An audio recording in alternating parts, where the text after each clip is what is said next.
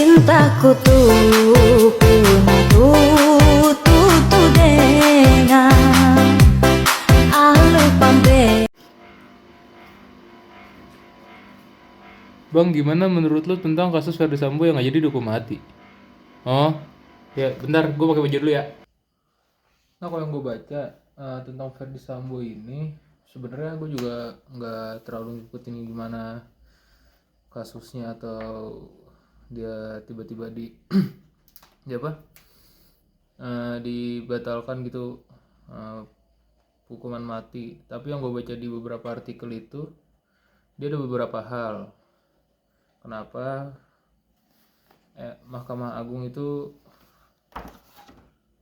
Agung membatalkan hukuman matinya. Jadi langsung aja kita ke poin yang pertama. Nah, di poin yang pertama itu ada karena Ferdy Sambo itu sudah mengabdi di Kepolisian Republik Indonesia atau yang biasa disebut Polri itu udah berapa? Kalau nggak salah 28 tahun dari tahun 1994 kalau nggak salah. Nah, itu menjadi pertimbangan Mahkamah Agung mengapa Ferdy Sambo ini nggak layak lah buat dihukum mati. Terus juga karena di Polri sangat berjasa katanya. Soalnya gue nggak tahu gak gimana ngikutin tentang kehidupan Ferdy Sambo juga. Jadi itu yang gue baca di artikel sih poin pertama. Nah, selanjutnya di poin kedua itu karena Pak Ferdy Sambo kan mengakui salah juga. Dia dengan cara tegas mengakui kesalahannya dan siap untuk menjalankan atau ya benar menjalankan apapun yang mempertanggungjawabkan apa yang ia buat. Ya, di beberapa kasus juga sering terjadi yang mengakui kesalahan agar bisa diringankan. Terus ada waktu itu juga pernah gegara sopan diringankan kan. Itu menjadi faktor kedua kenapa MA bisa membatalkan hukuman matinya Pak Ferdy Sambo.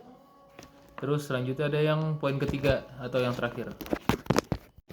Nah, di poin ketiga ini ada pertimbangan riwayat hidup dan keadaan sosial dari Ferdy Sambo. Nah, dari riwayat hidup kan yang kita ketahui juga Ferdy Sambo juga yang tadi saya bilang dia sudah kurang lebih kan 28 tahun di kepolisian dan memiliki jabatan yang lumayan kadif kepala divisi apa gitu pokoknya. Nah, terus dia juga berjasa juga di negara Republik Indonesia ini.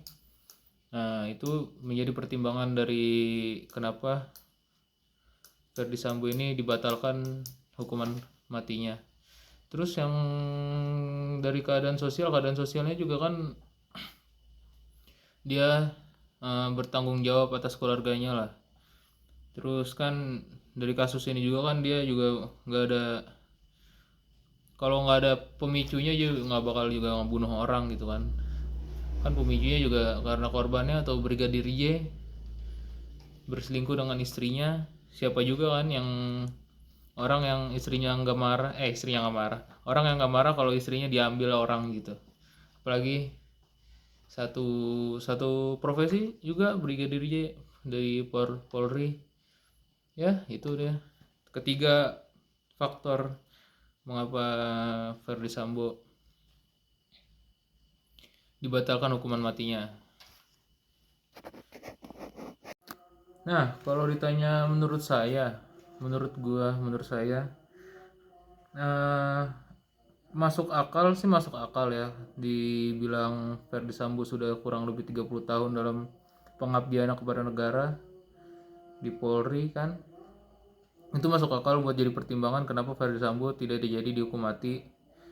Tapi yang tidak masuk akal ya, yang saya baca ada kasus serupa ternyata dari Labora Sitorus tahun 2013. Dia juga seorang anggota kepolisian yang berpangkat Aibtu. Nah, dia nggak cuma pembunuhan berencana ternyata, ada pencucian uang, pembalakan liar, sama kekerasan. Ya, mungkin itu sih. Kayak Ferdi Sambo ini kan, ya saya setuju aja sih sama pembatalan dari hukuman mati Ferdi Sambo, karena dia, ya kalau dibilang pertimbangannya atas pengabdiannya, terus juga karena emang kalau nggak ada pemicunya juga dia nggak bakal kayak gitu. Terus dia juga mengakui kesalahannya dan siap bertanggung jawab atas kesalahannya, karena pidana itu kan, tujuan dari pidana tersebut untuk memberikan efek jerah dan memberi kesempatan untuk seseorang untuk menjadi lebih baik lah dari sebelumnya. Ya itu menurut saya sih. Terima kasih untuk pertanyaannya. Wassalamualaikum warahmatullahi wabarakatuh. Dari kasus Bapak Ferdi Sambo kita belajar bahwa gelap mata karena emosi sesaat bisa membuat sesuatu yang sangat sulit didapat berakhir hilang dalam sekejap. Terkadang untuk pelajaran berharga, kita harus kehilangan milik kita yang paling berharga.